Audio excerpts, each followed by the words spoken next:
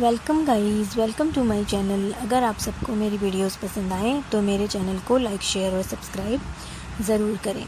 Today I will do question number 8 from RD. Sharma, chapter 7 trigonometry का है ये chapter. इसकी एक्सरसाइज 7.1 का क्वेश्चन नंबर 8 है।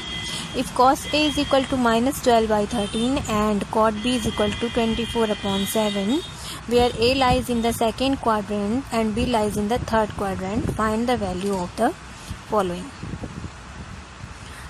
सबसे पहले sin A प्लस B। तो क्वाड्रेंट्स में वैल्यूज़ किस तरह से वेरी होती हैं, सबसे पहले हमें ये समझना ज़रूरी है। 4 क्वाड्रेंट्स होते हैं, ये एक्स एक्सिस है, ये वाई एक्सिस है। तो ये जो 4 पार्ट होते हैं ये क्वाड्रेंट्स होते हैं, first quadrant, second, third and fourth. अब इन क्वाड्रेंट्स में फर्स्ट क्वाड्रेंट में ऑल ट्रिग्नोमेट्रिक रेशियोज़ की वैल्यू पॉजिटिव होती है। 6 ट्रिग्नोमेट्रिक रेशियोज़ होते हैं, sine, cos, tan, cot, sec and cosec. And second quadrant में sine theta and cosec theta की वैल्यू पॉजिटिव होती है। एंड रिमेनिंग जो ट्रिग्नोमेट्रिक रेशियोज़ होते हैं, टी रेशियो लिखेंगे मैं इसको, टी रेशियोज़ होते हैं वो नेगेटिव होते हैं।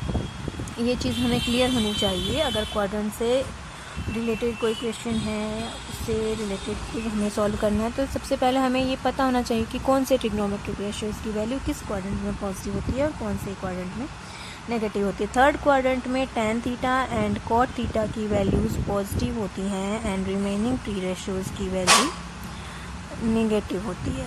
रिमेनिंग जो टी रेशियोज़ होते हैं वो नेगेटिव होते हैं। सिमिलरली फोर्थ क्वाड्रेंट में sec theta and cos theta की वैल्यूज़ पॉजिटिव होती हैं and remaining T ratios negative होते हैं। ये कंसेप्ट हमारा बिल्कुल क्लियर होना चाहिए। नाउ अब हमें गिवन है कोई right angle triangle, let's say, क्योंकि ट्रिग्नोमेट्री हमेशा राइट एंगल ट्राइंगल पर ही अप्लाई होती है।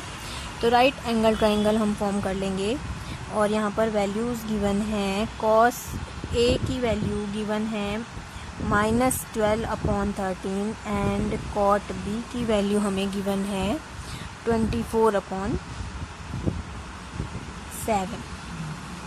ओके, कॉस ए एंगल है हमारा सेकेंड क्वाड्रेंट में लाई कर रहा है, मतलब कि एंगल ए हमारा इस क्वाड्रेंट में लाई कर रहा है। तो इस क्वाड्रेंट में क्योंकि कॉस थीटा की वैल्यू नेगेटिव होगी, सो ये -12/13 है। अब राइट एंगल ट्राइंगल में इसको बोलते हैं परपेंडिकुलर, हाइपोटेन्यूज एंड बेस, और कॉस थीटा होता है बेस अपॉन हाइपोटेन्यूज। मतलब ये जो हमारी साइड है ट्राइंगल की, इसकी लेंथ 12 है और हाइपोटेन्यूज की 13 है। तो पाइथागोरस थ्योरम से हम परपेंडिकुलर की लेंथ फाइंड आउट कर सकते हैं। दैट इज़ p² = 13, मतलब hypotenuse square minus base square. तो यहाँ से हमें p की वैल्यू मिल जाएगी 5। राइट, p की वैल्यू हमें एंगल a के लिए 5 मिल गई। कॉस a हमें पता है, साइन ए हम अब ईज़िली निकाल सकते हैं। कॉस ए की वैल्यू हमारे पास है -12/13 एंड साइन ए की वैल्यू आ जाएगी perpendicular upon hypotenuse. And second quadrant है, सो पॉजिटिव वैल्यू होगी, नेगेटिव नहीं होगी साइन थीटा की वैल्यू। साइन ए और कॉस ए हमें पता चल गया। अब हमें गिवन है कॉट बी। तो ये भी एक राइट एंगल ट्राइंगल है और एंगल बी है कोई, ये एंगल ए था, ये एंगल बी है, और कॉट बी की वैल्यू 24/7 है। Cot B is equal to 24/7। और कॉट थीटा होता क्या है, base upon perpendicular. That means base ये है 24 और परपेंडिकुलर की वैल्यू है 7। सो हाइपोटेन्यूज हम इजीली निकाल सकते हैं।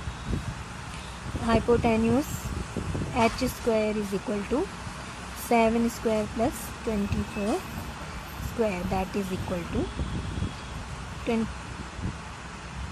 49 प्लस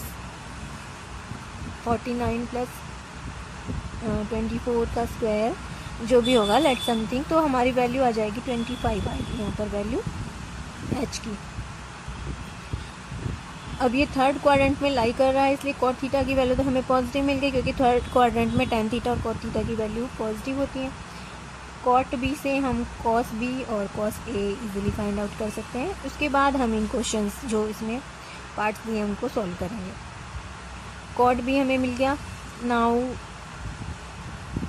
साइन बी की वैल्यू होगी परपेंडिकुलर अपॉन हाइपोटेन्यूज 7/25, और साइन का हम बहुत ध्यान रखेंगे क्योंकि थर्ड क्वाड्रेंट में है, तो साइन बी की वैल्यू नेगेटिव आएगी। सिमिलरली कॉस बी की वैल्यू भी नेगेटिव आएगी बेस अपॉन हाइपोटेन्यूज 24/25 नेगेटिव, क्योंकि ये थर्ड क्वाड्रेंट में लाई करता है। हमें मिल गए sine A cos A sine B and cos B. Now first part है क्वेश्चन का, साइन ए प्लस बी हमें फाइंड आउट करना है।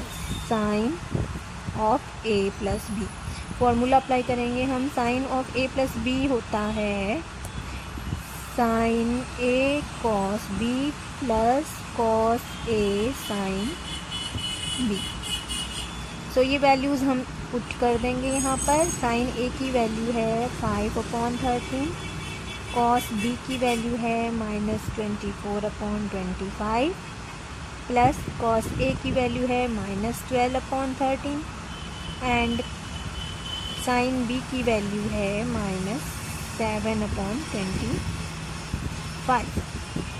नाउ 5 5 जा 25, that is equal to -24/65। Negative sine and negative sine multiply होंगे तो क्या होगा, पॉजिटिव साइन। सो प्लस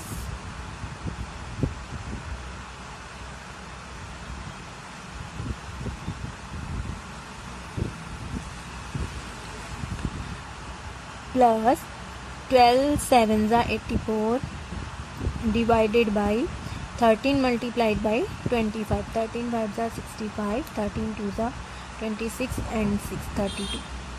अब इसको हम सॉल्व करेंगे। That will be equal to LCM आ जाएगा 325, 5 जा 5 4 जा 20, 5 2 जा 10 और 2 minus that will be equal to -36/325। So sine A plus B की वैल्यू आ गई -36/325।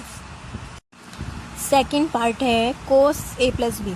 कॉस ए प्लस बी के लिए फॉर्मूला होता है cos A cos of B minus sine of A sine of B. ये वैल्यूज़ हम सिंपली पुट करेंगे। कॉस ऑफ ए है -12/13 एंड कॉस ऑफ बी है -24/25 माइनस साइन ए। साइन ए की वैल्यू पॉजिटिव है एंड साइन बी की value negative है। ये वैल्यूज़ सिंपली पुट की है मैंने यहाँ पे, जो अभी हमने फाइंड आउट करी थी। अब इस को सॉल्व कर देंगे। ये डायरेक्ट मल्टीप्लिकेशन ही होगा। डिनोमिनेटर में तो 325, 13 5 65, 13 2 26 and 6 and 12 4 48, 12 2 24 and 4 28। Minus minus plus sign हो गया, और ये माइनस माइनस फिर से प्लस आएगा। 35/325 इज इक्वल टू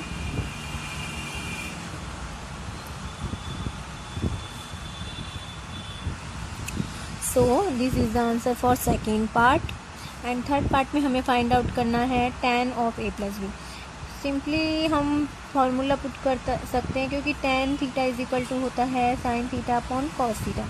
तो sine of A plus B divided by cos of A plus B की वैल्यूज से भी हमें ये थीटा की प्लेस पर ए प्लस बी है, सो अगर हम साइन ए प्लस बी और कॉस ए प्लस बी की वैल्यूज़ पुट कर देते हैं तो भी हमें ये आंसर मिल जाएगा।